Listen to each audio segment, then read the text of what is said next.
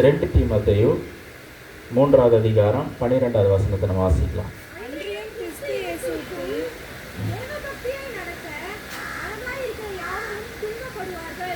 ஹல்லேலூயா. அன்றியும் கிறிஸ்து இயேசுவுக்குள் தேவ பக்தியாய் நடக்க மனதாய் இருக்கிற யாவரும் துன்பப்படுவார்கள். இந்த உலகத்தில் இருக்கிறவங்க எல்லாருமே துன்பப்படுகிறார்கள். தயவுசெய்து கவனிக்கும்படி கேட்டுக்கொள்கிறேன். இந்த உலகத்தில் இருக்கிற எல்லாருமே துன்பப்படுகிறார்கள். ஆனால் இந்த இடத்துல சொல்லப்படுகிற அந்த துன்பம் என்பது இயேசு கிறிஸ்துவின் நிமித்தமாய் உண்டாகிற துன்பம். அப்போஸ்தலனாகிய பவுல் சொல்றாரு, நல்ல போராட்டத்தை போராடினேன், ஓட்டத்தை முடித்தேன், இது முதற்கொண்டு என்ன கிரீடம் வைக்கப்பட்டிருக்கிறது? நீதியின் கிரீடம் வைக்கப்பட்டதுன்னு பவுல் சொன்னார். அப்போது போராட்டத்திலேயே நல்ல போராட்டம் இருக்குது, கெட்ட போராட்டம் இருக்குது. நல்ல போராட்டம் தேவனுக்காய் ஓடி பிரயாசப்படும் பொழுது அதில் ஒரு போராட்டம் இருக்குது. அந்த போராட்டம் தான் நல்ல போராட்டம். சில நேரங்கள் இந்த உலகத்தில் தேவையில்லாத பாடுகளில் கடந்து செல்ல பாடு என்பது கிறிஸ்துவ நிமித்தம் உண்டாகிற பாடும் இருக்குது. அதே போல் நம்ம செய்கிற தவறுதல் நிமித்தமாக, மீறுதல்கள் நிமித்தமாக உண்டாகக்கூடிய பாடுகளும் இருக்கிறது. அது ரெண்டாக பிரிச்சுக்கணும். இப்போ இந்த இடத்துல சொல்லப்படுற துன்பமும் அப்படி தான்.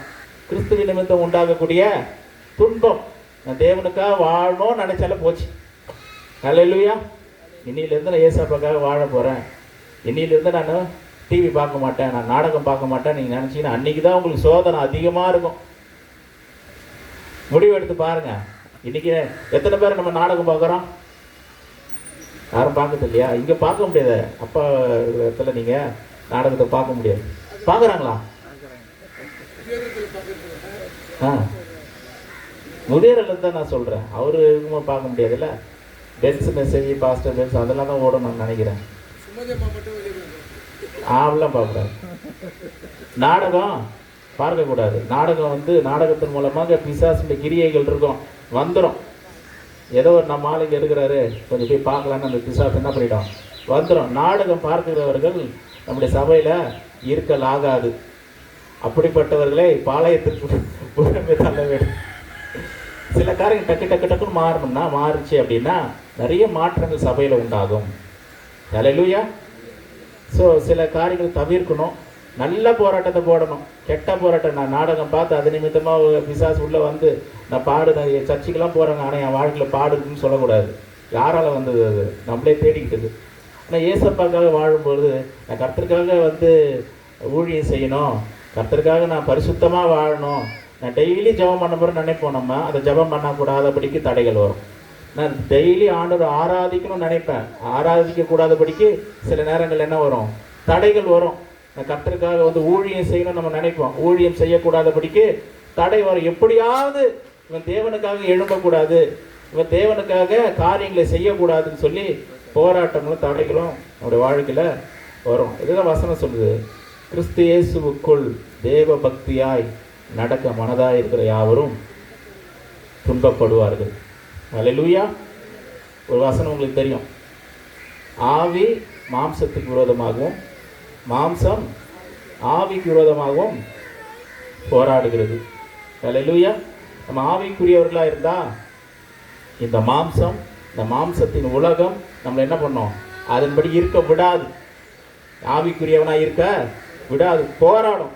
ஆனால் ஆண்டவர் சொல்றார், நீயும் போராடு, நல்ல போராட்டத்தை போராடு, இயேசு கிறிஸ்துவ நிமித்தமாய் தீங்கு அனுபவி. இதான் கிறிஸ்தவ வாழ்க்கை. சிலர் என்ன நினைக்கிறாங்க அப்படின்னா, சர்ச்சுக்கு போனோன்னா நம்ம நினைக்கிறதெல்லாம் கிடச்சிக்கினே இருக்கும், ஜெபம் பண்ணப்பா எனக்கு கிடச்சிச்சுப்பா. ஒரு வசனம் இருக்குது, அருமையான ஒரு வசனம், கர்த்தருக்குள்ள மனமகிழ்ச்சியார், அப்பொழுது உன்னுடைய இருதயத்தின் வேண்டுதல்களை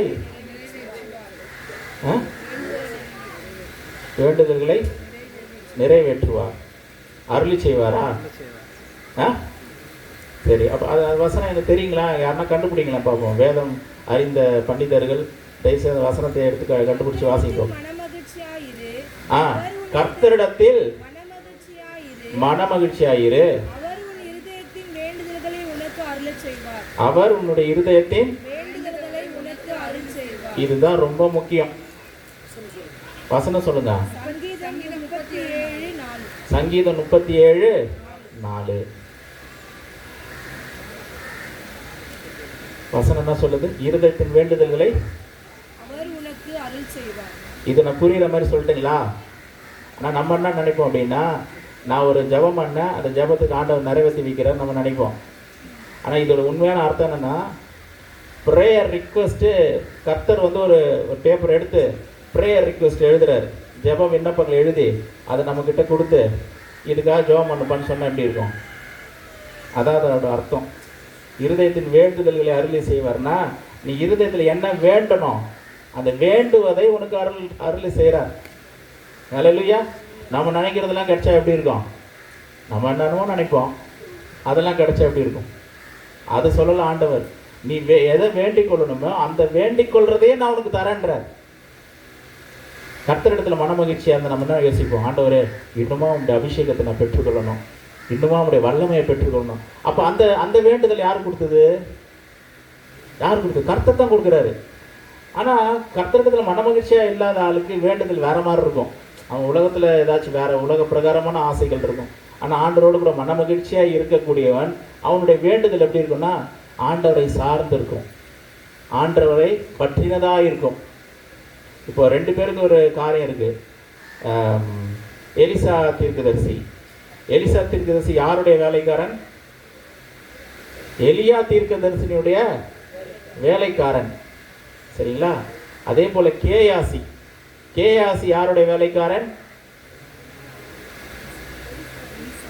எலிசாவுடைய வேலைக்காரன். அப்போ இந்த 2 பேருக்கும் ஒரு ஆசை இருந்துச்சு. எலிசாவுக்கும் ஒரு ஆசை, கேயாசிக்கும் ஒரு ஆசை.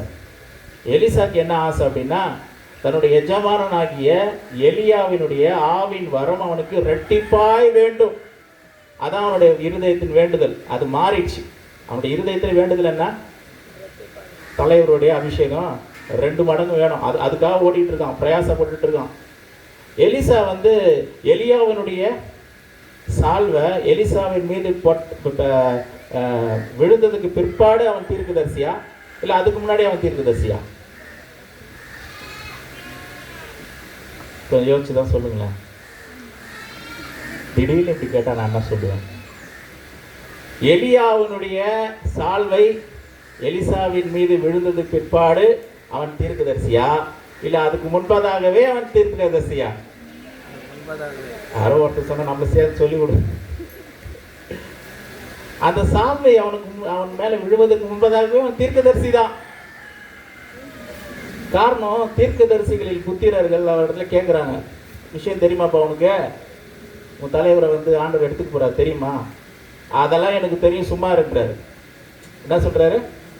எலியாவை வந்து ஆண்டவர் எடுத்துக்கொள்வார்ன்ற விஷயம் எலிசாக்கு தெரியுது, தெரியாம இல்லை, அதெல்லாம் எனக்கு தெரியும், சும்மா இருங்கன்றாரு. அப்போ அவர் அதுக்கு முன்னாடி தீர்க்கதரிசி தான். ஆனால் அவருக்கு என்ன தேவைன்னா, அவருக்கு இருக்கிற அந்த அபிஷேகம் பத்தலை, அவருக்கு இருக்கிற அந்த அனாயிண்டிங் பத்தலை, இது போதாது. ஹல்லேலூயா. அப்பா இந்த வார்த்தையை சொன்னார், இது போதாதுன்ற ஒரு வார்த்தையை சொன்னார். எப்போ சொன்னார் தெரியுங்களா? இந்த மியூசிக் அந்த கோர்ஸ் வந்து ஒரு வாரம் நடத்தி முடிச்சதுக்கப்புறம் இவங்கெல்லாம் வாசித்தாங்க, எல்லாம் சும்மா ஒன்று அப்படி வாசித்தாங்க. அவர் அதை கேட்டுட்டு சந்தோஷப்பட்டார். ஆனாலும் ஒரு வார்த்தையை சொன்னார், இது போதாது. அந்த வீடியோ இருக்கும் பாருங்க யூடியூப்ல, இது போதாது. அதுதான் டாபிக்கே, இது போதாது. அப்போது ஆண்டவர் யாருக்கு வேண்டுதலை கொடுக்குறாரு சொல்லுங்க? கர்த்தரிடத்தில் மனமகிழ்ச்சி. அவன் பாருங்க, எலிசா வந்து இப்படி எடுத்துங்க, எலிசா வந்து எலியாவோட கூட ரொம்ப மனமகிழ்ச்சியாக இருக்கிறாரு. எங்கே போனாலும் கூட போகிறாரு. எங்கே பெத்தேல் மட்டும் போகிறீங்களா, நான் கூட வரேன். கில்கால் மட்டும் போகிறீங்களா, நான் கூட வரேன். யோர்தான் மட்டும் போகிறீங்களா, நான் கூட வரேன். விட்டுட்டு போயிடாதே, நான் கூட வருவேன். எவ்வளோ சொல்லி பார்க்குறாரு எலியா, கேட்க மாட்டுறாரு. நான் கூட வருவேன். ஹல்லேலூயா. இந்த வார்த்தைகள் கர்த்தர் ஏன் பேசுகிறாரு? யாருக்கோ பேசி கொண்டிருக்கிறார். ஆமென். இருதயத்தின் வேண்டுதல்களை கர்த்தர் தராராம். அந்த வேண்டுதல், அந்த ஆசை கர்த்தருக்கு மனமகிழ்ச்சியாக இருக்கும். அவனுடைய வேண்டுதலை வித்தியாசமாக மாறிடும். நம்ம நினைக்கிறத இது கேட்குறதெல்லாம் வேற, நம்ம ஆசைப்படுறது கேட்குறதெல்லாம் வேற. அதில் ஒன்றும் எஃபெக்ட் இருக்காது. மற்றவங்க போல தான் இந்த உலகத்தில் இருந்து ஜனங்க கேட்குற மாதிரி தான், காரு வேணும், பங்களா வேணும், வீடு வாசல் வேணும், எல்லாம் வேணும். அப்படி என்ன வித்தியாசம் இருக்குது? ஆனால் இவன் வந்து பார்த்தீங்கன்னா, அந்த எலிசா எதுக்கு பின்னாடி போனான் தெரியுங்களா? அபிஷேகத்துக்கு பின்னாடி போனான். அபிஷேகம் வேண்டும், அபிஷேகம் வேண்டும், அபிஷேகம் வேண்டும், அனாயிண்டிங் வேணும்னு போனான். அதுக்காக எல்லாத்தையும் விட்டுட்டான். வீட்டை விட்டுட்டான், சொந்தக்காரங்களை விட்டுட்டான், எல்லாத்தையும் விட்டுட்டான். அது பின்னாடி போயிட்டே இருக்கிறான். அவன் ஏற்கனவே அவனுக்குள்ள ஒரு அபிஷேகம் இருக்குது, ஏற்கனவே ஆண்டவர் நடத்துதல் இருக்குது. ஆனால் அது போதாது. ஐ வாண்ட் மோர், பின்னாடியே போகிறான். ஆண்டவர் கொடுத்தாரா இல்லைங்களா? அந்த ஆசையை கொடுத்தவரும் ஆண்டவர் தான். பொதுவாக ஒரு அபிஷேகம் எப்படி கிடைக்குது அப்படின்னா, முதல்ல கர்த்தர் ஆசையை கொடுக்கிறார், அதன் பின்பதாக அபிஷேகத்தை கொடுக்கிறார், அந்த வேண்டுதலை நிறைவேற்றுறார். ஆசை இல்லாமல் எந்த ஒரு காரியம் நடக்காது. உங்களுக்கு பிடிக்காத ஒரு காரியத்தை கர்த்தர் திணிக்க மாட்டார். ஊழியம் செய்யணும் ஆசை வந்து அதான் ஊழியம் செய்ய முடியும். ஹல்லேலூயா. ஒரு முறை போன வருஷத்தில், கடந்த வருஷத்தில் கர்த்தருடைய கிருபையினால் அந்த அமெரிக்கான்னு வருது வாயில், இன்றைக்கி போகும் போல இருக்குது. மலேசியா தேசத்துக்கு போயிருந்தேன். ஹல்லேலூயா. அந்த மலேசியா போனோடனே நான் என்ன பண்ணேன், சரி எத்தனையோ வருஷமாக நிறைய பேர்கிட்ட பழகிருக்கிறோம், யாருக்கும் கான்டாக்ட் இல்லை, யார்கிட்டையும் பேச முடியல. இந்த ஃபேஸ்புக்கில் போட்டாவது நிறைய பேர் பார்த்து தெரிஞ்சுப்பாங்க. பெருமைக்காக போடல, நம்மளை நாங்கள் எங்கே இருக்கிறோம் என்ன பண்ணுறோம் யோசிக்கிறவங்களாம் இருப்பாங்கள்ல, அவங்களுக்குலாம் கொஞ்சம் நல்லா இருக்கும் அப்படின்னு சொல்லி ஆசைப்பட்டு போட்டேன். அதில் ஒருத்தர் வந்து எனக்கு மெசேஜ் பண்ணுறாரு. அவர் வந்து ஒரு தமிழ் டீச்சர் தான். அவர் மெசேஜ் பண்ணுறாரு, பிரதர் 20 சொன்னார், ஒரு 15 வருஷத்துக்கு முன்னாடி நீங்கள் ஒன்று சொன்னீங்க, அது எனக்கு இப்போ ஞாபகம் வருது. நான் என்ன சொன்னேன் எனக்கே தெரில. அப்போ அவர் சொல்கிறார், நான் உங்கள் வீட்டுக்கு வந்தேன் பிரதர், நீங்கள் ஊழியம் செய்யணும்னு நான் சொன்னேன், நீங்கள் சொன்னீங்க எனக்கு ஊழியத்தெல்லாம் எனக்கு இன்ட்ரெஸ்ட் இல்லை, எனக்கு ஆர்வம் இல்லை அப்படின்னு நீங்கள் சொன்னீங்க. இல்லை நீங்கள் எப்படி இருந்தாலும் நீங்கள் ஊழியம் தான் செய்வீங்கன்னு நான் சொன்னேன், அது இன்றைக்கி நிறைவேறி இருக்குது, எனக்கு ரொம்ப சந்தோஷம் அப்படின்னு ஒரு மெசேஜ் அவர் போடுறாரு. ஆனால் சொல்லியிருப்ப தான் போல இருக்குது, ஊழியெல்லாம் எதுக்குப்பா, நம்ம சர்ச்சுக்கு போகிறோமா வரோமா, ஏதோ ஊழியத்தை கீபோர்டு வாசிக்கிறோமா, ஏதோ முடிஞ்சது செய்கிறோமா, அதெல்லாம் ஊழியத்துக்கெலாம் தேவையில்லை அப்படின்னு சொல்லப்பட்ட காரியங்கள் இருந்தது. ஆனால் அதுக்கு சொல்கிற வரைக்கும் ஊழியங்கள் வரல. ஆனால் இருதயத்தில் அந்த வாஞ்சை வருது பாருங்கள், கர்த்தருக்காக எதையாவது செய்யணும், எதையாவது வாஞ்சிக்கணும், எதையாவது சாதிக்கணும் அப்படின்ற அந்த வைராக்கியம், அந்த ஆசை வந்ததுக்கு அப்புறம் தான் ஆண்டவர் ஒன்று ஒன்றா கொடுக்குறாரு. அந்த ஆசை இல்லாமல் எந்த ஒரு காரியமும் நம்முடைய வாழ்க்கையில் நடக்கிறது இல்லை. ஹல்லேலூயா. அந்த வாஞ்சை உண்டாகணும். அந்த வாஞ்சை எப்படி உண்டாகுது? கர்த்தரிடத்துல மன மகிழ்ச்சியாக இருக்கும் பொழுது. மன மகிழ்ச்சினா என்ன அர்த்தம் அப்படின்னா, கர்த்தருக்கும் எனக்கும் எந்த பிரச்சனையும் இல்லைங்க. கர்த்தருக்கும் எனக்கும் இப்போது நம்ம ரொம்ப நெருங்கிய ஒருத்தர்கிட்ட நம்ம போய் பேசணும் வைங்களேன், நல்லா பேசணும்னா எப்படி பேச முடியும்? அவருக்கு எனக்கு எந்த பிரச்சனையும் இல்லை. அவருக்கு விரோதமாக நான் எந்த காரியம் சொல்லலை, அவரை எதையும் நான் குறை சொல்லலை, இல்லை நான் அவரை பற்றி எதோ புறம் கூறலை, அல்லது அவரை பற்றி எந்த கசப்பும் நான் வச்சுக்கல. அப்படின்னா அவர்கிட்ட அவரை நான் பார்க்கும் பொழுது ரொம்ப சந்தோஷமாக பேசுவேன்.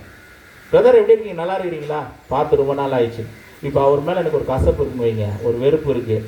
அவரை பற்றி நான் ஏதோ ஒன்று சொல்லிட்டேன், இவரை பற்றி ரொம்ப வெளியில் தப்பாக பேசுவேன். அவரை போய் பார்க்கும்போது நான் சந்தோஷமாக அவர்கிட்ட பேச முடியுமா? பேச முடியாது. இதுதான் இதனோட அர்த்தம். கர்த்தரிடத்தில் மன மகிழ்ச்சினா, தேவன் பேரில் நான் அப்படி இருக்கிறேன், மன மகிழ்ச்சியாக இருக்கிறேன், அவர் பேர் எனக்கு எந்த குறையும் இல்லை. சில பேர் குறை சொல்கிறாங்க, சில பேர் என்ன பண்ணுறாங்க, குறை சொல்கிறாங்க. இந்த ஒரு சமீபத்தில் ஒரு டெத்துக்கு போயிருந்தேன். அவர் அழுகுறாரு, அந்த டெத்தில் அழுகுறாரு. ஐயோ விட்டுட்டு போயிட்டு எது பண்ணிட்டு, கடவுளே உனக்கு கண்ணு இல்லையா?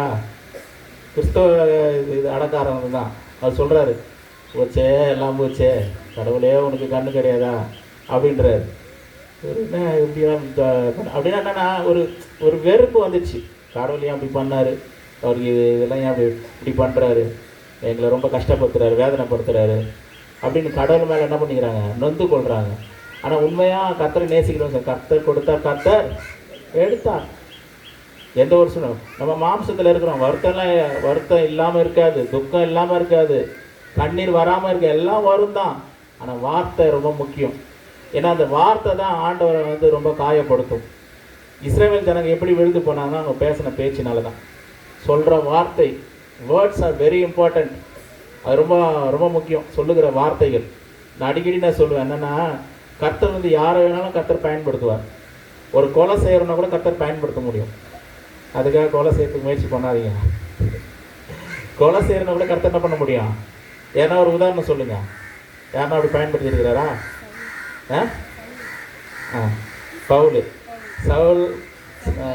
சவுலாக இருந்து பவுலாய் மாறினவர். பா எல்லாம் கிளாப் பண்ணுங்கப்பா, ஸ்டீஃபன் கிளாப் பண்ணுங்க. அதாவது நானே ஒரு ஆதாரத்தோடு தான் வந்தேன். இப்போ வந்து ஸ்டீஃபன் சரியாக கை தட்டலையே, நீங்கள் நல்லா சத்தமாக தான் பார்த்தீங்க. எவ்வளோ பெரிய எக்ஸாம்பிள் இது. ஏன்னா நானே இந்த ஒரு எக்ஸாம்பிள் வச்சுட்டு எல்லாத்துலையும் பிரசங்கம் பண்ணிட்டு வருவேன். இன்னிலேருந்து நான் என்ன பண்ணுவேன், 2 உதாரணத்தை வச்சுட்டேன். பவுல் என்ன பண்ணார், அவர் பவுலாய் மாறுவதுக்கு முன்பதாக சவுல் தான் கொலை பண்ணாருங்களா, கொலை பண்ணார். அதே போல் ஆமாம், மோசே என்ன பண்ணார், ஒரு எகிப்தன் என்ன பண்ணார். ஆனால் இவங்க 2 பேரும் கர்த்தர் வல்லமையாக பயன்படுத்துகிறார். அல்லேலூயா. 2 பேரும் கர்த்தர் எப்படி படுத்துறார், பயங்கரமாக பயன்படுத்துகிறார். அதே போல் விபச்சாரம் பண்ணுறவங்க கூட கர்த்தர் நம்ம எடுத்து பயன்படுத்திக்கிறார். விபச்சாரத்தில் இருந்தவங்க கூட கர்த்தர் என்ன பண்ணி எடுத்து பயன்படுத்திக்கிறார். கர்த்தர் தமிழமாக சேர்த்து கொண்டிருக்காரு. அவருடைய கிருபை காண்பித்திருக்கிறாரு. அவர் மேலே இரக்கத்தை பாராட்டுகிறார். வல்லமையாக எடுத்தும் பயன்படுத்தி இருக்கிறார். மாற்றமே இல்லை. ஆனால் கர்த்தர் வந்து யாரை நம்ம பயன்படுத்தினதே இல்லை. அவரை குறை சொல்கிறாங்க பாருங்க. இதுக்காக வந்தோம் இந்த எகிப்திலேருந்து இந்த வனாந்திரத்துக்கு, அங்கேருந்தே நல்லா இருந்திருக்கும். இந்த மாதிரி சொல்கிற வார்த்தைகளை கர்த்தர் அவங்கள கர்த்தர் யூஸ் பண்ணவே முடியாது. குறை சொல்லிக்கிட்டே இருக்காங்க பாருங்க. அது தேவனுக்கு வந்து அப்படியே வந்து பயங்கர ஆப்போசிட். அவங்ககிட்ட தேவ பிரசன்னமே இருக்காது. தேவனுடைய மகிமை அவங்ககிட்ட இருக்கவே இருக்காது. இந்த வார்த்தை, இந்த நாவினால் சொல்லுகிற வார்த்தைகள், உச்சரிக்கக்கூடிய வார்த்தைகள், குறை சொல்லுகிற காரியங்கள், தேவனை பரீட்சை பார்க்கும்படியான அந்த வார்த்தைகள். நான் எகிப்தில் இருந்தால் நல்லா இருந்திருக்கும். எதுக்கு நான் இங்கே வந்தேன்னு தெரியலையே, நாங்கள் சாகிறதுக்காக வந்தோம், நான் எதுக்கு தான் இங்கே இருக்கிறோமோ தெரியலையே அப்படின்னு சொல்லி ரொம்ப குறை சொல்கிறாங்க. இவங்க சொல்கிறாங்க என்ன சொல்கிறாங்கன்னா, நாங்கள் வந்து கானான் தேசத்துக்குலாம் நாங்கள் வரலப்பா, எங்களை விட்டுருங்க, அங்கே போய் அவங்ககிட்ட சாகிறதுக்கே நாங்கள் இங்கேயே செத்துடுறோன்றாங்க. எப்படியும் அவங்க நம்பலை. கர்த்தர் என்ன பண்ணல, நம்பலை. ஆண்டவர் வந்து வாக்குத்தத்தம் கொடுத்தாரு, உன்னை கானான் தேசத்துக்கு கொண்டு போகணும் வாக்கு கொடுத்தாரு. கர்த்தரை நம்பலை, விசுவாசிக்கலை. இந்த உலகத்தில் கூட பார்த்தீங்கன்னா முதல் பாவம் என்ன சொல்லுங்க பார்ப்போம். இந்த உலகத்தில் முதல் பாவம் என்ன சொல்லுங்க, அவிசுவாசம் தான் முதல் பாவமே. அதனால தான் விசுவாசத்தை கொண்டு அந்த முழு உலகத்தை ரசிக்கணும் கர்த்தர் சித்தம் கொண்டார். என்ன பாவம் இங்கே நல்லா கவனிங்களா. இப்போது உங்களுக்கு எல்லாம் தெரிஞ்ச காரியம் தான். அது ஏதேன் தோட்டத்தில் பிசாசு சொல்கிறான். நம்ம என்ன யோசிப்போம், அந்த பழத்தை சாப்பிட்டாங்க, அதான் முதல் பாவம், தேவனுக்கு கீழ்ப்படியில்லைன்னு. அது ஆனால் அதுக்கு முன்னாடியே ஒன்று இருக்குது, கவனித்து வாசிப்போம். ஆதியாகமம்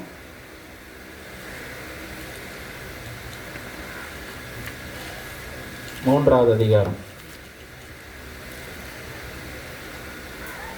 4வது வசனம்.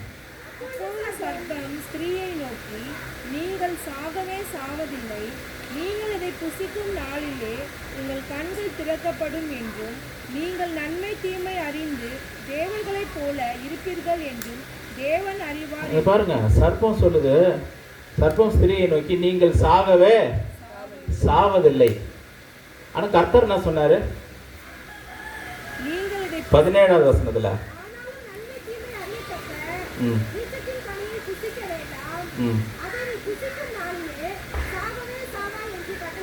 கர்த்தர் சொல்றது இதை புசிக்கும் நாளிலே சாகவே சாவாய்.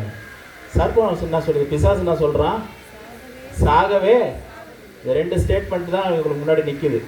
கர்த்தர் சொல்ற சாகவே சாவாய்ங்க, பிசாசு சொல்றான் சாகவே சாக மாட்டேன். இப்போ வந்து ஏவாள் ஒரு முடிவுக்கு வரணும். ஏவாள் ஒரு யார் சொல்றது கேட்கணும். கர்த்தர் சொல்றதை விசுவாசிச்சிருந்தா அதை புசிச்சிருக்க மாட்டாங்க. அதை விசுவாசிக்கல.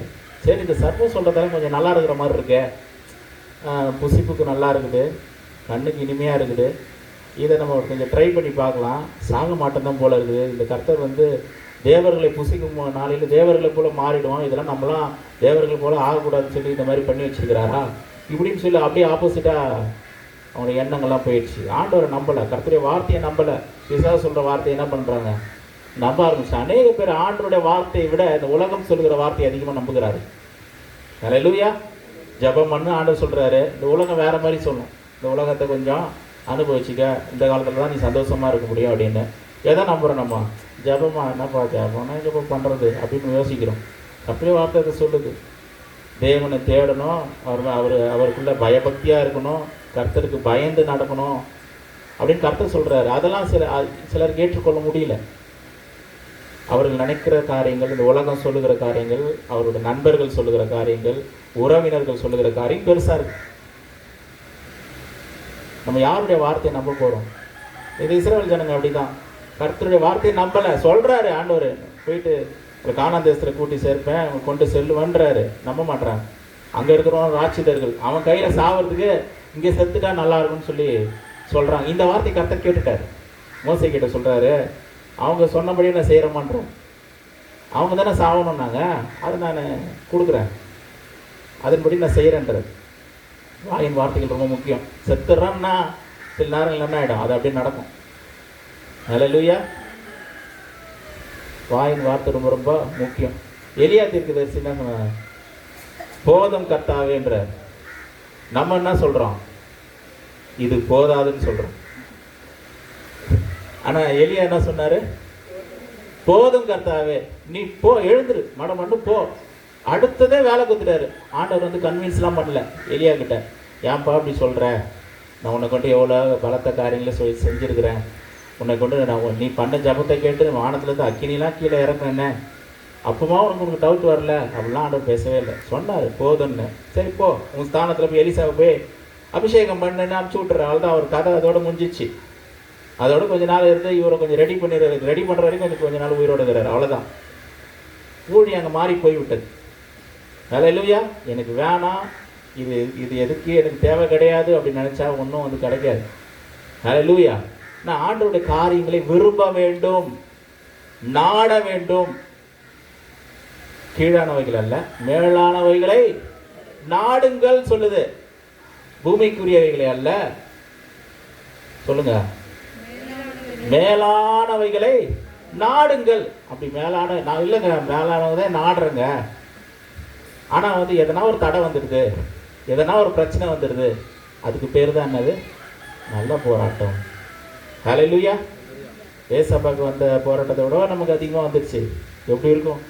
நான் இங்கே இருக்கிற ஒவ்வொருத்தரையும் நாளைக்கு உன்னை சிலுவையில் அரைஞ்சிருவாங்க போனால் எப்படி இருக்கு? அதாவது பாவத்திற்கு விரோதமாய் போராடுவதில்லை, ரத்தம் சிந்துற அளவுக்கு இன்னும் நீங்கள் போராடலேன்றாரு. சின்ன சின்ன விஷயங்கள் கூட என்ன பண்ணிடுறோம்மா, சோர்ந்து போயிடுறோம், கவலைப்பட்டுறோம், அப்படியே உட்காந்துடுறோம். அது எலிசா தீர்க்கதரிசி பாருங்க, அவன் உட்காரவே இல்லை, ஓடிக்கிட்டே இருக்கிறான். கர்த்தருடைய வல்லமையை பெற்றுக்கொள்கிறவன் உட்கார மாட்டான். இதே வந்து மலேசியாலாம் இப்போ ஒரு சின்ன சின்ன பாயிண்ட் சொன்ன எழுந்து நின்று கை தட்டுறாங்க. எனக்கே ஒரு மாதிரி இருக்குது. ஒரு சின்ன பாயிண்ட் சொன்னால் எழுந்து கிளாப் பண்ணுறாங்க. அடுத்தது கரெக்டாக சொல்லணுமேன்ற மாதிரி ஆயிடுது. அது ஒரு அது ட்ரெண்டு போல இருக்கு சபையில். நான் பேசுகிறேன், ஆவியில் நிறைஞ்சு பேசுகிறேன். பேசும்போது எங்கள் ஜனங்க வந்து ஆவியில் நிறையிறாங்க. எழுந்து நின்று ஒரு நல்ல பாயிண்ட் வந்துருச்சுன்னா எழுந்து நின்று அப்படி கிளாப் பண்ணுறாங்க. அதை ரிசீவ் பண்ணுறாங்க. யார் ரிசீவிங்? ஹல்லேலூயா. நம்ம சபை வந்து இப்படி இருக்குது, நம்ம யோசிக்கல, அப்படி மாறப்போகுது. அது ஒரு 4 பேர் சொன்ன மாதிரி இருந்துச்சு. அதுக்கு தான் நம்ம என்ன யோசிக்கிறோம்? அபிஷேக கூட்டத்தை நாம் நடத்த வேண்டும். பாலவாக்கத்தில் கூட நம்ம அபிஷேக கூட்டத்தை நடத்துவோம். நம்ம நடத்துறதே வித்தியாசமாக இருக்கும். சில பேர் என்ன யோசிப்பாங்கன்னா, அபிஷேக கூட்டமா, முன்னாடி ஜெபம் பண்ணி கீழெல்லாம் உழ வச்சு பொருளை வைப்பாங்க போல இருக்குது. அப்படிலாம் இல்லை. அபிஷேகம்னா என்னன்னு சொல்லிக் கொடுப்போம். முதல்ல அந்த அபிஷேகம் ஒருவனுடைய வாழ்க்கையில் வந்தால் அது என்ன செய்யுது, அவன் எப்படிப்பட்டவனாய் மாறுகிறான், அதனால் அவனுக்கு உண்டாகக்கூடிய நன்மைகள் என்ன, எல்லாத்தையும் கற்றுக் கொடுப்போம். ஒவ்வொரு வாரமும் அது பிரசங்கமாகவே இருக்கும். ஈவன் நாங்கள் அதுக்காக அபிஷேகம் பெற்றுக்கொள் வா அப்படின்னு சொல்லி தலைமை அப்படிங்கிற கூட ஜெபம் பண்ணுறது கிடையாது, சொல்லிக் கொடுப்போம். ஆனால் அந்த ஆசை கிரியேட் ஆக ஆக அந்த வாஞ்ச விருப்பம் வர வர வர வர வர வர அவங்களே ஜெபம் பண்ண ஆரம்பிச்சிருவாங்க. அவங்க ஜெபம் பண்ணும்போது நமக்கு வேலை ரொம்ப கம்மி. சும்மா அப்படி கையை வச்சாலே அப்படி ரிசீவ் ஆயிடும். ஹல்லேலூயா. தையூரில் கூட அப்படி தான் ஒரு சகோதரிக்கு அப்படி நம்ம சொல்லிக் கொடுத்தோம். நிறைய அபிஷேகத்தை பற்றி சொல்லி கொடுத்து நாங்கள் சொல்லவே இல்லை. ஒரு கட்டத்தில் என்ன பண்ணிட்டாங்க, ஒரு கூட்டம் நடக்கும்போது அவங்களே வாலண்டரியாக ஒரு 2 நாள் 3 நாள் ஃபாஸ்டிங் போட்டு வந்துட்டாங்க போல இருக்கு. இன்றைக்கி எப்படியாவது கிடைச்சே ஆனால் விடக்கூடாதுன்னு. அவ்வளோதான் இன்றைக்கி ஜெபம் பண்ணும்போது ஜெப வேலையில் ஆண்டவர் இறங்கிட்டாங்க மேலே. அந்த வாஞ்ச, அந்த விருப்பம், அந்த ஆசை வந்துருச்சு அப்படின்னா ஸ்ட்ராங் ஆகிடுவாங்க. அவங்களால ரட்சிக்கப்பட்ட அந்த அபிஷேகம் பெறும்பொழுது என்ன ஆகுதுன்னா, நமக்குள்ளே ஆண்டவர் வந்து நமக்குள்ளே வந்து வாழ்கிறாரு, நமக்குள்ளே வாசம் பண்ணுறாரு. அன்றைக்கி நமக்குள்ளே வராரு பாருங்க, நம்மளை விட்டு அவர் போகிறது கிடையாது. ஹல்லேலூயா. அவருடைய நிறைவு, பரிசுத்த ஆவியானவருடைய அபிஷேகம், பரிசுத்த ஆவியானவருடைய ஞானஸ்தானம். நிறைய பேர் ஆண்டவருடைய பரிசுத்த ஆவியினால் தொடப்பட்டிருக்கும். ரட்சிப்பே எப்படி உண்டாகுது அப்படின்னா பரிசுத்த ஆவியானவரால் தான் உண்டாகுது. பரிசுத்த ஆவி இல்லாமல் ரட்சிப்பு உண்டாகாது.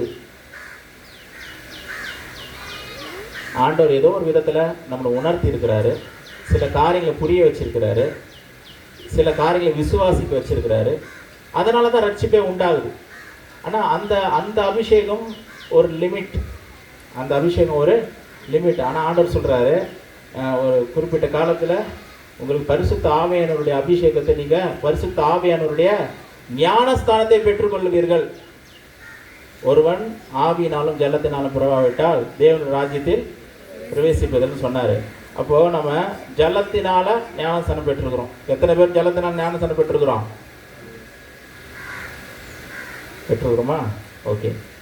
இப்போ ஆண்டவர் சொல்றாரு, எப்படி வந்து ஜலத்தினால் ஞானஸ்தானம், ஞானஸ்தானம்னா என்ன அர்த்தம்னா மூழ்குவது. ஞானஸ்தானம்னா பேப்டிசம்னு ஒரு வார்த்தை இருக்கு. எத்தனை பேர் கேள்விப்பட்டிருக்கீங்க? எதுக்குமே பேச மாட்டேன், அவரே கேள்வி கேட்டு அவரே முச்சல் வருங்கப்பா, அமைதியாக இருங்கப்பான்ற மாதிரி இருக்கு. பேப்டிஸ்ன்ற ஒரு வார்த்தை கேள்விப்பட்டிருக்கிறீங்களா இல்லையா? அந்த பேப்டிஸ்ன்ற வார்த்தை வந்து ஒரு ஆங்கில வார்த்தை அல்ல. பேப்டிசம்ன்றது ஒரு ஆங்கில வார்த்தை இல்லை, சரிங்களா? அந்த பேப்டிசம்ன்றது சம்திங் லைக் அது ஒரு லாட்டினோ ஏதோ ஒரு மாதிரியான ஒரு வார்த்தை தான். அன்றைக்கி இருந்த காலத்தில் அந்த கிங் ஜேம்ஸ் அந்த பைபிள் எழுதும் போது என்ன பண்ணிட்டாங்கன்னா, அந்த பேப்டிசத்துக்கான சரியான ஒரு வார்த்தை என்ன, இம்மர்ஷன். என்னது? இம்மர்ஷன். இம்மர்ஷன்னா முழுகுறது, சரிங்களா? அந்த காலத்தில் அவங்களாம் எப்படி இந்த ரோமர்களுடைய அரசு இருக்கும்பொழுது என்ன பண்ணாங்கன்னா, தெளிப்பு ஞானஸ்தானம்லாம் கொடுத்து ஞானஸ்தானம் சொல்லி அதை ரொம்ப பரப்பி விட்டுட்டாங்க. அப்படி தான் அது இருந்துச்சு. ஆனால் அது ஞானஸ்தானம் சொன்னால் ஒத்துக்க மாட்டாங்க, அது பெரிய பிரச்சனையாகும்னு சொல்லிட்டு என்ன பண்ணாங்க, இதை மறைச்சி எப்படியாவது உள்ள திணிச்சிடணும், எப்படியாவது அடுத்த சந்ததிக்கு இது போயிடணுன்றதுக்காக என்ன பண்ண, இம்மர்ஷன்ற வார்த்தையை எடுத்துகிட்டு என்ன போட்டுட்டாங்க, பேப்டிசம். அது ஒரு பாரோட் வேர்டு தான் அது. பேப்டிசம்ன்ற அது வார்த்தையை கொண்டு வந்துட்டாங்க. அந்த பேப்டிசம்னா என்ன அர்த்தம்னா முழுகிறது, சரிங்களா? அப்போ ஜலத்தினால இங்கே நிறைய பேர் முழுகிட்டோம். இப்போ எதனால் முழுகப்பட வேண்டும்? பரிசுத்த ஆவியானவருடைய அபிஷேகத்தில் மூழ்க வேண்டும், அவருடைய அக்கினியில் மூழ்க வேண்டும். அது எப்படி இருக்கும் அப்படின்னா, நம்மளை சுற்றி நிரப்பு இருக்குது, அதுக்குள்ளே போகிறோம். அபிஷேகத்துக்குள்ள அபிஷேகம் கிடைக்கிறதுக்கும் அதில் மூழ்கிறதுக்கு வித்தியாசம் இருக்குல்ல. ஹல்லேலூயா. அபிஷேகம் கிடைக்கிறதுக்கும் அபிஷேகத்தினா தொடப்படுறதுக்கும் அதில் மூழ்கிறதுக்கும் நிறைய வித்தியாசம் இருக்கு.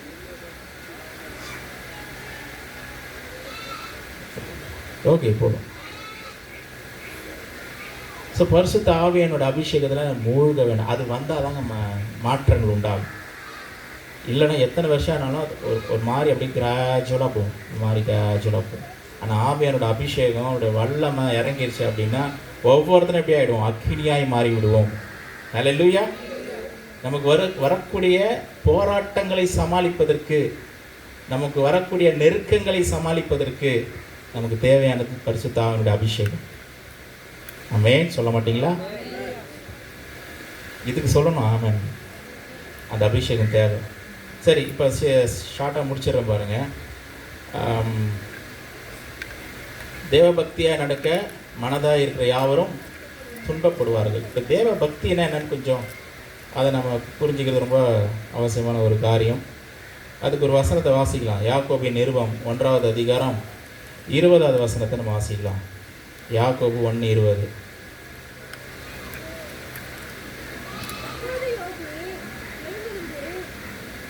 மனுஷருடைய கோபம் தேவனுடைய நீதியை நடப்பிக்க மாட்டாதே. ஓகே, 27வது வசனம் வாசிங்க. திக்கற்ற பிள்ளைகளும் விதவைகளும் படுகிற உபத்திரவத்திலே அவர்களை விசாரிக்கிறதும் உலகத்தால் கரைப்படாதபடிக்கு தன்னை காத்துக் கொள்கிறதுமே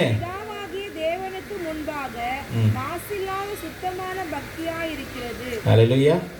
தேவ பக்திக்கான ஒரு விளக்கம் வந்து இங்கே கொடுக்கப்பட்டிருக்குது. எப்படின்னா, திக்கற்ற பிள்ளைகளையும் விதவைகளையும் என்ன பண்ணணும், அவங்களோட உபத்திரவத்தில் விசாரிக்கணும். எத்தனை பேரை நம்ம அப்படி விசாரிக்கிறோம்? இல்லைங்க, நான் திக்கற்ற பிள்ளைகளை விசாரிக்கிறேன். திக்கற்ற பிள்ளைகள் எப்படி சொல்லும்போது கைவிடப்பட்ட பிள்ளைகள், ஃபாதர்லெஸ்ஸு, இப்படிப்பட்ட பிள்ளைகளை ஆறுதல் இல்லாமல், தேறுதல் இல்லாமல், நெருக்கத்தில் இருக்கிறவர்கள், உதவியற்றவர்களாக இருக்கக்கூடியவர்கள், அவர்களை விசாரிக்கணுமா, விதவைகளை விசாரிக்கணுமா அப்படி சொல்கிறார். அந்த விதத்தில் அவர் எழுதுகிறார். சில நேரங்களில் என்ன சொல்லுவோன்னா, சிலருக்கு தேவைகள் இருக்கும், அதை நம்ம பார்த்துட்டு கண்டு காணாமல் போயிடுறது. உன் தேவைக்கு சந்திக்க ஜெபம் பண்ண பாச்சு, நானும் ஜெபம் பண்ணி. ஆனால் இவரால் அவருக்கு உதவி செய்ய முடியும்.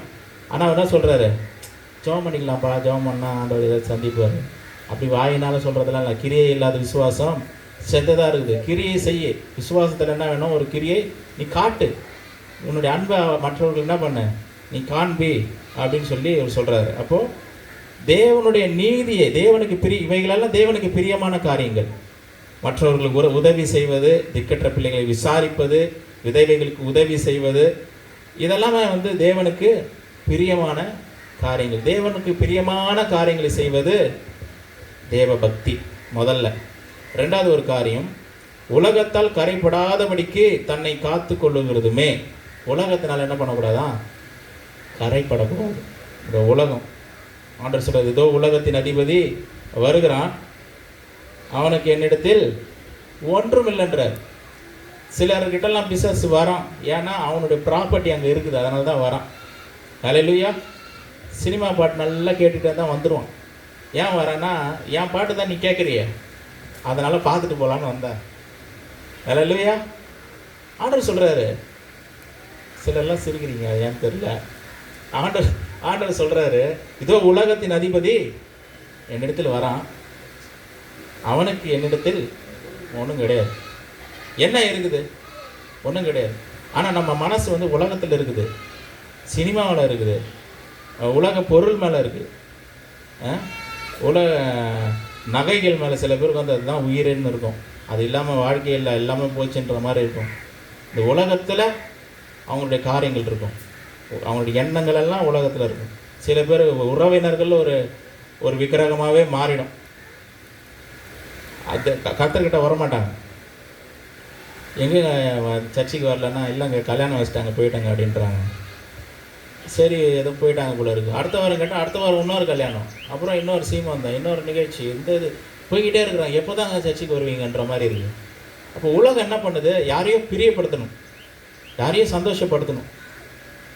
சில காரியங்கள் நம்ம வந்து சில காரியம் நேர்த்தியாக செய்யலாம், வழிகள் இருக்குது அவங்கள போய் விசாரிக்கிறதுக்கு. இப்போ பாருங்கள், ஒரு திருமணம் வச்சா கூட சனிக்கிழமை ரிசப்ஷன் வைக்கிறாங்க, அடுத்த நாள் என்ன பண்ணுறாங்க, திருமணம் வைக்கிறாங்க. நீங்கள் சனிக்கிழமை போய் பார்த்துட்டு வரலாம். அதாவது பிளான் பண்ணணும். தேவனுடைய ஆலயத்துக்கு போகிறதுக்கு தடை இல்லாதபடிக்கு நம்ம என்ன செய்ய முடியுன்றதை நம்ம என்ன பண்ணணும், பிளான் பண்ணணும். ஆனால் இவங்க என்ன பண்ணுவாங்க, அது ஒரு சர்ச்சைக்கு வராதுக்கு இது ஒரு காரணமாக சொல்லிவிடுவாங்க. சில பேருக்கு அங்கே கூட போயிருக்க மாட்டாங்க. ஆனால் காரணம் என்னென்னா, இல்லைங்க ஒரு கல்யாணங்க போக வேண்டியதாகி போச்சுன்னு. அப்போ இந்த உலகத்துக்கு பின்னாடி போனோம், உலகத்தினுடைய காரியத்தை, அதாவது உலகத்தினுடைய உறவினர்கள் நண்பர்களை பிரியப்படுத்தணும். அப்படியே அவங்களுடைய வாஞ்சை. நான் இன்னும் மனுஷரை பிரியப்படுத்துகிறவனா இருந்தால் நான் தேவனுடைய ஊழியக்காரன் அல்லவே அப்படின்னு சொல்கிறார் பவுல். மனுஷங்களே ஆனால் ஆண்டவர் சொல்கிறார், கர்த்தரை பிரியப்படுத்து. அதுதான் பக்தி. தேவனை நான் பிரியப்படுத்தணும். அதுதான் ஏற்கனவே நம்ம பார்த்தோம், இருதயத்தின் வேண்டுதல் தராருன்னா இது வேண்டுதலாகவே மாறிடும். என்ன வேண்டுதல், ஆண்டவரே நாம் பிரியப்படுத்தணும், உமக்கு சந்தோஷத்தை தரக்கூடிய காரியங்கள் நான் செய்யணும், எது உண்மை சந்தோஷப்படுத்தும், எது உமக்கு பிரியமாக இருக்கும், அந்த காரியங்களெல்லாம் என்னோடய வாழ்க்கையில் நான் செய்யணும். அதுவே ஒரு வேண்டுதலாக மாறி, அதுவே நம்முடைய இருதயத்தில் ஒரு ப்ரேயர் ரிக்வெஸ்ட்டாக மாறிடும். அதை தான் தேவ பக்தின்னு ஆண்டவர் சொல்கிறார். அதுதான் தேவ பக்தின்னு. கர்த்தருக்கு பயந்து நடக்கணும். கல்யாணத்துக்குன்னு ஒரு சங்கீதத்தை வாசிப்பாங்க, எத்தனை பேருக்கு தெரியும்? சத்தமாக பேசவே மாட்டீங்களா? சங்கீதம் 128 என்ன சொல்லுது வசனம் பாருங்க. கர்த்தருக்கு பயந்து அவருடைய வழியில் நடக்கிற மனுஷன் பாக்கியவான். இந்த மாதிரி வசனங்கள்லாம் வாசிக்கும் போது மைக்கு கொடுத்து வாச்சா ரொம்ப நல்லா இருக்கும். சரி, நம்ம பிரசங்க ஏறி முடிக்கிற தருவாயில் வந்துட்டோம். அடுத்த வாரம் அதை பிளான் பண்ணுவோம், சரிங்களா? உன் கைகளின் பிரயாசத்தை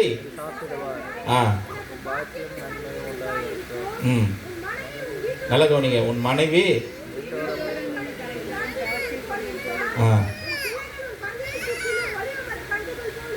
போதும் கவனிங்க. இந்த ஆசீர்வாதம் எப்படி வருது, அந்த புருஷன் இடத்துலேருந்து வருது, சரிங்களா?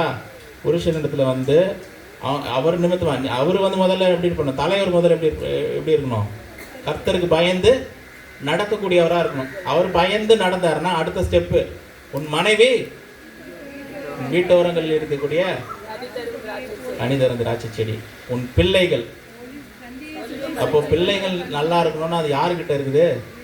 அது வீட்டு தலைவன் இடத்துல இருக்குது. மனைவி கர்த்தருக்கு பிரியமானவங்களா இருக்கணும்னா யாருக்கிட்ட இருக்கு? வீட்டு தலைவர்கிட்ட இருக்கு. ஹல்லேலூயா. இந்த சுவிசேஷ கூட்டத்துக்கு ஒரு சகோதரர் அவங்க குழந்தைய கூப்பிட்டு வந்தாங்க, உங்களுக்கு தெரியும் சிலருக்கு. அவர் சகோதரர் என்ன பண்ணார், கையில் குழந்தை வச்சுருக்காரு, ஜெபம் பண்ணுங்க அப்படின்னாரு. நான் என்ன பண்ணேன், அந்த சகோதரன் தலையில் கையை வச்சு ஜெபம் பண்ணேன். அவர் என்ன பண்ணாரு, எடுத்து என் கையை அப்படியே எடுத்து குழந்தை தலைமையில் வச்சார்.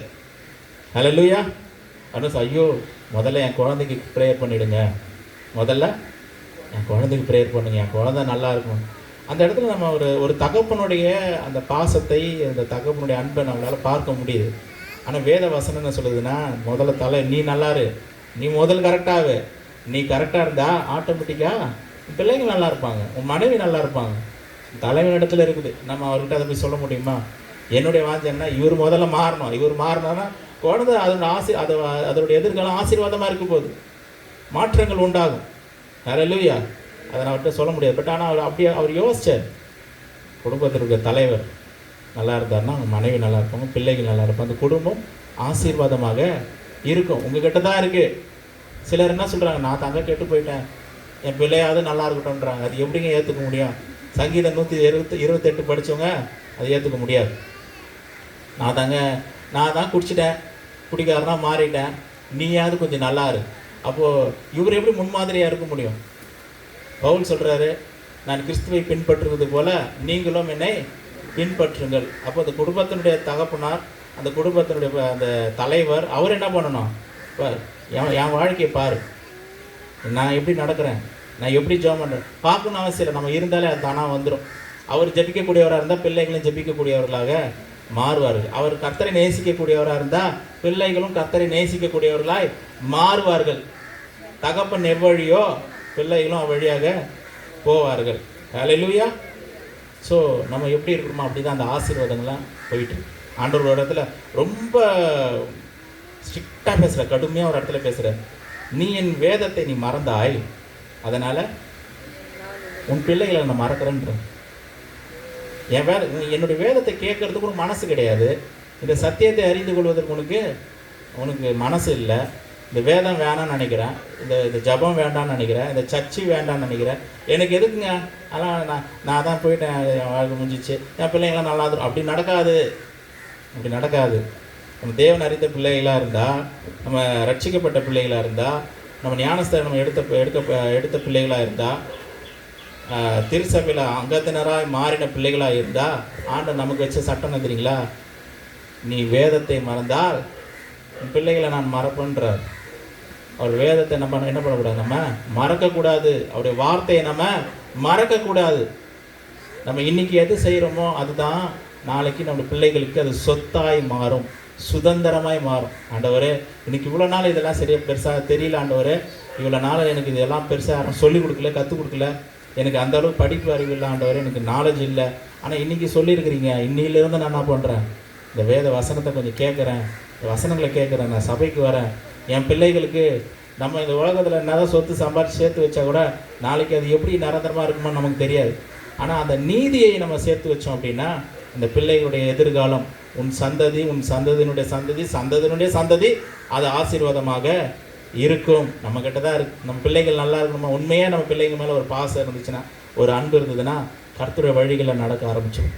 உலகத்தின் வழின்னு ஒன்று இருக்குது, கர்த்தருடைய வழின்னு ஒன்று இருக்குது. எதை தெரிந்து கொள்ள போகிறோம்? இந்த உலகத்தினுடைய வழி அது விசாலமான வழி, கர்த்தரிடத்தில் சேர்க்கக்கூடிய அந்த வழி அது குறுகலான ஒரு வழி. எந்த வழியை நம்ம தெரிந்து கொள்ள போகிறோம்? இதுதான் தேவ பக்தி. இதுதான் கர்த்தருக்கு பிரியமான காரியங்களை செய்யணும். ரெண்டாவது, உலகத்தினால் என்ன பண்ணக்கூடாது, கரைப்படக்கூடாது. எப்படிங்க உலகத்தினால கரைப்படுறதுனா என்ன? ஏதோ ஒரு கரை நம்ம ஒட்டிக்கொள்வது, உலகத்தினுடைய கரைகள் நம்ம இடத்துல ஒட்டிக்கொள்ளும். இந்த வசனத்தை சொல்லி நான் முடிக்க வேண்டும் என்று விரும்புகிறேன். வாசிக்கலாம். மார்க்குவின் சுவிசேஷ புத்தகம் 7வது அதிகாரம் 20வது வசனத்தை வாசிக்கலாம்.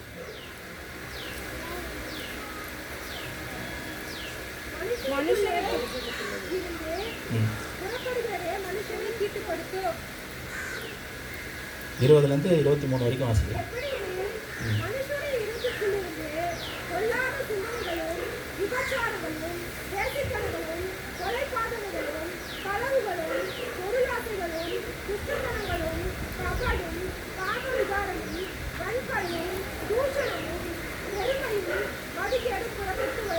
ஹல்லேலூயா.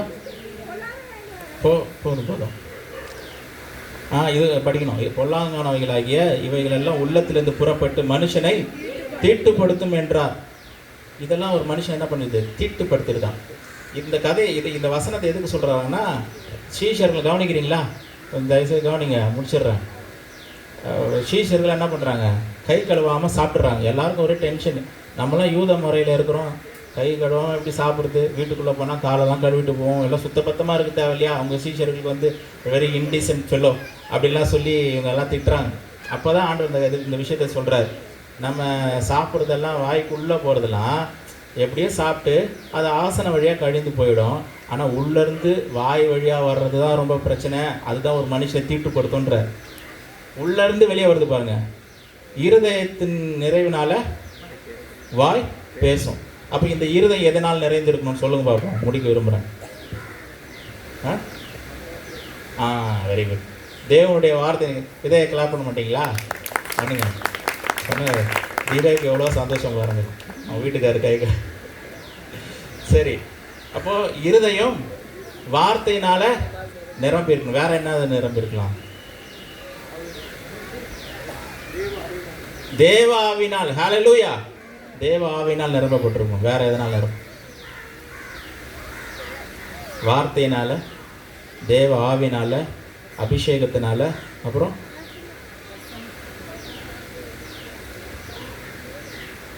சொல்ல மாட்டீங்களா? வேற எதுவுமே இல்லை. இவ்வளோதான் இருக்குதா மொத்தமாகவே?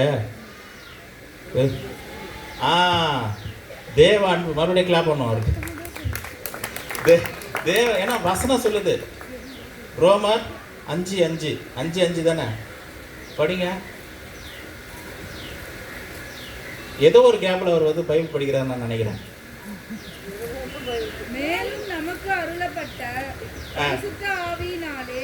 நல்லா கவனிங்க. மேலும் நமக்கு அருளப்பட்ட பரிசுத்த ஆவியினாலே தேவ அன்பு நம்முடைய இருதயங்களில் ஊற்றப்பட்டிருக்கிறபடியால் அந்த நம்பிக்கை நம்மை வெட்கப்படுத்த. இந்த வசனத்தை தான் அவர் சொல்லியிருக்கிறார். ஹல்லேலூயா. இந்த இருதயத்தில் என்ன ஊற்றப்படணும்? தேவ அன்பு ஊற்றப்படணும். தேவ அன்பினால் நம்முடைய இருதயம். அப்போ நம்ம இருதயத்தில் அன்பு இருந்ததுன்னா அந்த அன்பை வெளிப்படுத்தும். நிறைய பேர் நம்ம யோசிப்போம். என்ன யோசிப்போம்னா, இவங்ககிட்ட அன்பே இல்லைங்க, அன்பு காட்ட மாட்டாங்க, மூஞ்சி திருப்பி வச்சுன்னு போகிறாங்க. காரணம் அது தப்பு சொல்லக்கூடாது, அவங்களுக்கு அது இல்லை. நம்ம தூரத்துலேருந்து ப்ராட்மைண்டாக யோசிக்கணும். இல்லைங்க வந்து ஒரு சோதனை கூட பண்ண மாட்டேன்றான், இவங்களாம் நல்லா இல்லை கிடையாது நம்ம நினைக்கிறோம். அப்படி யோசிக்கக்கூடாது. இன்னும் அவங்களுக்குள்ள அந்த தேவ அன்பு வரல, அதனால் வாய் வழியாக வரல. அதுக்கு என்ன பண்ணணும்? கூப்பிட்டு ட்ரீட்மெண்ட் பண்ணணும். என்ன பண்ணணும்? ட்ரீட்மெண்ட் பண்ணணும். வந்து வா, உங்களுக்கு சின்ன ஒரு ஆப்ரேஷன் இருக்குது, அதை செய்யணும். கண்டிப்பாக அந்த ஆப்ரேஷன் நீங்கள் பண்ணிக்கிட்டே தாங்க உங்களுக்கு நல்லது, இல்லைன்னா உங்களுக்கு ரொம்ப பிரச்சனை அப்படின்னு சொல்லி ஆண்டோடைய வசனத்தை சொல்லி அவருடைய வார்த்தையில் நடத்தி அபிஷேகத்தை நடத்தி தேவ அன்புனால் நிறைந்து மாறிட்டாங்கன்னா அவங்க என்ன பண்ணுவாங்க? பார்க்குறவங்களுக்கு சோதரங்க எப்படி நல்லா இருக்கிறீங்களா அப்படின்னு பேசுவாங்க. ஹல்லேலூயா. அந்த விதத்தில் தான் நம்ம பார்க்க வேண்டும். எதெல்லாம் நம்ம ஆண்டோடைய காரியம் நம்முடைய இருதயத்தில் நிறைந்திருக்குதோ அதெல்லாம் நம்மளுடைய வாயின் வழியாக வரும். ஹல்லேலூயா. இதுக்கு பதிலாக உலகத்தினுடைய காரியங்கள், உலகத்தில் என்ன இருக்குது? கோபம் இருக்குது, எரிச்சல் இருக்குது, அசுத்தம் இருக்குது, விபச்சாரம் இருக்குது, காம விகாரம் இருக்குது, என்னென்னமோ இருக்குது. ஈவன் மதியினமும் இருக்குது. ஃபூலிஷ்னஸ்னு ஒரு இங்கிலீஷில் என்ன கூட இருக்குது? மதியினம் கூட ஒரு மனுஷனை தீட்டுப்படுத்தும். மதியினம் கூட ஒரு மனிதன் என்ன பண்ணும்? எப்படிங்க ஒரு உதாரணம் சொல்லுங்கள். மதியினம் எப்படிங்க தீட்டுப்படுத்தும் அப்படின்னா, அதாவது 10 கன்னிகைகள் இருக்கிறாங்க, அதில் 5 கன்னிகைகள் நீங்கள் டக்குன்னு சொன்னால் நான் முடிச்சிடல, என்ன முடிக்க விட மாட்டீங்க. 5 கன்னிகைகள் புத்தி இல்லாத கன்னிகைகள். இந்த புத்தி இல்லாத கன்னிகைகள் என்ன பண்ணாங்க? அவங்க அந்த எண்ணெயை எடுத்துகிட்டு போகல, அது மதியினம் தானே. அந்த மதியினத்தினால என்ன ஆச்சு சொல்லுங்கள்? வாழ்க்கை கெட்டு போச்சு. எப்படிங்க தீட்டுப்படுத்தனா? அந்த மதியினம் ஃபூலிஷ்னஸ் தான். எண்ணெயை எடுத்துகிட்டு போகல, ஆண்டவர் வந்து போயிட்டாரு. அவங்க எப்படி சந்தோஷமாக இருப்பாங்க? அவ்வளோதான். புலம்புவாங்க, கதறுவாங்க, அழுவாங்க, அப்படி என்னென்னமோ சொல்லி இவங்க மேலே நீ தான் தப்பு, அவங்க தான் தப்பு, எனக்கு தெரியாது. அவங்கள தீட்டுப்படுத்துமா படுத்தாது. அதுக்கு எல்லாத்துக்கும் ரூட்டு எதுதானா? மதியினம்தான். அப்போ நம்ம ஞானம் உள்ளவர்களாக இருந்தால், புத்தி உள்ளவர்களாக இருந்தால் அதிலேருந்து நம்ம தப்பித்து கொள்ளலாம். ஹல்லேலூயா. அப்போ இந்த உலகத்தினுடைய காரியம் இப்போ இந்த உள்ளேருந்து வெளியே வருது பாருங்கள், வாயினால் வருது. கோபம், பொல்லாப்பு, எரிச்சல், அதனால் கத்திரம் பாருங்கள். அது ஒரு மனுஷனை தீட்டுப்படுத்திடும்.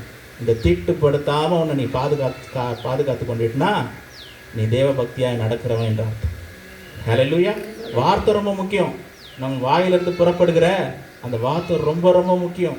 அதுதான் தேவனிடத்துல சேர்க்கும், அதுதான் தேவனிடத்துலேருந்து தள்ளியும் விடும். இந்த வார்த்தை இட்ஸ் வெரி வெரி இம்பார்ட்டண்ட். நம்ம பேசுகிற வார்த்தைகள் சில நேரங்கள் என்ன பண்ணுவோம், இந்த கோபம் வருது பாரு சில பேருக்கு. இந்த கோபம் வந்துருச்சு அப்படின்னா அந்த கோபத்தை நம்ம எப்படி காட்டுறோம், வெளிப்படுத்துகிறோம்? வாயின் வார்த்தையினால நம்ம வெளிப்படுத்துகிறோம். கடை திட்டி தீர்த்துட்டோம் அப்படின்னா கோபம் அடங்கிடுது. ஆனால் அந்த உலகத்தால் கரைப்பட்டுரும். ஹல்லேலூயா. ஆண்டவர் சொல்கிறாரு, யாக்கோபு 1:20 வாசித்து கூட தான், மனுஷருடைய கோபம் தேவனுடைய நீதியை நடப்பிக்க மாட்டாது. அப்படின்னா நான் முடிச்சிடுறேன். அப்படின்னா என்ன அர்த்தம் அப்படின்னா, 2 கோபம் இருக்குது. ஒன்று மனுஷ கோபம், இன்னொன்று தேவனுடைய கோபம். தேவனுடைய கோபத்துக்கு நம்ம ஒரு சமம் இருக்குது. ஒரு சாட்டையை எடுத்து என்ன பண்ணுறாரு, எல்லாரும் அடித்து ஆலயத்துலேருந்து அடித்து விரட்டுறாரு வெளியில், காசுக்காரர்கள் புறா விற்கிறவர்களே. அது தேவ கோபம். மனுஷ கோபம் அது தேவ நீதி. தேவ கோபம் தேவ நீதியை நடப்பிக்கிறது. மனுஷருடைய கோபம் தேவ நீதியை நடப்பிக்காது. உதாரணம் சொல்கிற பாருங்க, இப்போ ரொம்ப டென்ஷனாக இருக்கீங்க, இதெல்லாம் நடக்கக்கூடிய சம்பவம் உங்கள் வாழ்க்கையில் நடந்திருக்கோன்னு நீங்கள் யோசிச்சு பாருங்கள். ரொம்ப டென்ஷனாக இருக்கிறேன், இந்த கோபத்தில் நான் என்ன பண்ணுறேன், போயிட்டு ஒரு படம் பார்த்தா எனக்கு கொஞ்சம் ஆறுதலாக இருக்குது. எத்தனை பேர் சொல்ல முடியும்? ரொம்ப டென்ஷனாக இருக்குங்க, போயிட்டு ஒரு படம் பார்த்தா அப்படியே கொஞ்சம் ரிலாக்ஸ் ஆகணும். என்னன்னா அந்த கோபம் தேவனுடைய நீதியை நடப்பிக்கல, உலகத்தினுடைய காரியத்துக்கு நேராக நடத்துகிறது. ஹல்லேலூயா. சில பேர் ரொம்ப கோபமாக இருந்தால் போய் பிரியாணி சாப்பிட்றாங்க. என்ன பண்ணுறாங்க, சாப்பிட்டா என்ன ஆகிடுது, அவங்களுக்கு கொஞ்சம் கோபம் சப்சைட் ஆகுது. படம் பார்த்தா இது இல்லை, அந்த கோபம் வந்துச்சுன்னா 4 பேருக்கு சொல்லிட்டா தாங்க எங்கள் மனசு ஆகுது. இதெல்லாம் தேவ நீதி கிடையாது, உலகத்தினுடைய காரியங்கள். அப்போ இந்த கோபத்தினால் என்ன பண்ணிவிடுவார், நம்ம வாயின் வார்த்தைகள் கிரியைகள் தேவனுடைய நீதியை நடப்பிக்காத காரியத்துக்கு நேராக நம்மை விற்று போடக்கூடாது. ஹல்லேலூயா. பழைய ஏற்பாட்டில் தான் பார்த்தீங்கன்னா, நீ கோபம் கொண்டாலும் பாவம் செய்யாதே, சூரியன் அஸ்தமிக்கிறதுக்கு முன்பதாக உன் கோபம் தனியே கடவுள். இது பழைய ஏற்பாட்டினுடைய காலம். புதிய ஏற்பாட்டில் இன்னும் பெஸ்ட்டாக இருக்குது. இந்த கோபமே நம்மளை அஃபெக்ட் ஆகாமல் கூட நம்ம என்ன பண்ணலாம், வாழ முடியும். ஆனால் அப்படி வாழறது கஷ்டமாக தான் இருக்குது. கரெக்டுங்களா இல்லையா? ஆனால் ஆண்டவர் என்ன சொல்கிறாரு, கோபம் கொண்டாலும் பாவம் செய்யாது. பரிசுத்த ஆவியானவரால் ஒரு மனுஷன் நிறைந்திருக்கும் பொழுது அவன் கோபம் அடைய முடியாது. அந்த அபிஷேகத்தினுடைய அளவு கொஞ்சம் குறைவாக இருக்கிறதுனால தான் கோபங்கள் வருது. ஹல்லேலூயா. பரிசுத்தனுடைய ஆவியனுடைய அபிஷேகத்தை எதுக்கு ஒப்பிடுறாங்க தெரியுங்களா? இந்த அப்போஸ்தலர்லாம் வாசித்து பார்த்தீங்கன்னா, அவங்க அவங்க குடிச்சு வெறிச்சிருக்கிற மாதிரி இருக்குதுன்றாங்க. ஆவியனோட அபிஷேகம் பொழுதரில் பிற்பாடு எல்லாம் என்ன பேசிக்கிறாங்கன்னா, இவங்களாம் குடித்திருக்கிற மாதிரி இருக்குது, வெறித்திருக்கிற ஒரு மாதிரி இருக்குது. இப்போ குடிச்சிருக்கிறாங்க, ஒருத்தவங்க போதையில் இருக்கிறாங்க, அவங்கள போய் எதனா திட்டினா அவங்க கோச்சிப்பாங்களா சொல்லுங்கள்? மிகுந்த போதையில் இருக்கிறாங்க, அவங்க நிதானம் இல்லாமல் இருக்கிறாங்க, எது சொன்னாலும் அவங்களுக்கு ஒன்றும் புரியாது. அப்போது நம்ம தேவ ஆவியினால் நிறைந்திருக்கும் பொழுது, அந்த அபிஷேகத்தில் நிறைந்திருக்கும் பொழுது மனுஷங்க சொல்கிற காரியங்கள் நம்ம என்ன பண்ணாது, அஃபெக்ட் பண்ணாது. அதை கண்டுக்கவே மாட்டோம். நம்ம தொடர்ந்து கர்த்தருக்காக என்ன பண்ணுவோம், ஓடுவோம், ஓடிக்கொண்டே இருப்போம். இந்த உலகத்தினால கரைப்படக்கூடாது. நம் வாயின் வார்த்தைகள் நம்ம ரொம்ப ரொம்ப ஜாக்கிரதையாக இருந்து, எவ்வளோ துன்பங்கள் வந்தாலும், எவ்வளோ கஷ்டங்கள் வந்தாலும், எவ்வளோ நஷ்டங்கள் வந்தாலும் கர்த்தருக்காக நான் ஓடுவேன், நல்ல போராட்டத்தை நான் போராடுவேன், என் இயேசுவுக்காக நான் துன்பத்தை சகிப்பேன் என்ற ஒரு இடத்துக்கு நம்ம வரும் பொழுது கர்த்தர் அடுத்த ஒரு ப்ரொமோஷன் கொடுக்குறார். அடுத்த ஒரு நிலைக்கு கர்த்தர் நம்மை அழைத்து கொண்டு செல்கிறார். நம்ம அவரை ஜபிக்கலாம், கண்ணில் மூடுவோம், எல்லாம் எழுந்து நிற்கலாம். ஸ்தோத்திரம் ஆண்டவர், நன்றி தகப்பனே. இந்த நாளில் கூட நீ கொடுத்த நம்முடைய கிருபையுள்ள வார்த்தைக்காக, ஜீவனுள்ள வார்த்தைக்காக ஸ்தோத்திரம். இந்த வார்த்தைகள் மூலமாய் ஒவ்வொரு இடத்துல பேசுங்க. இந்த வார்த்தைகள் அப்பா ஒவ்வொருடைய இருதயத்திலும் பேசட்டும், 100 மடங்கு பலன் தரட்டும். அப்பா பெரிய காரியங்கள் செய்யுங்க, இயேசுவின் மூலம் பிதாவே, ஆமென். நம்ம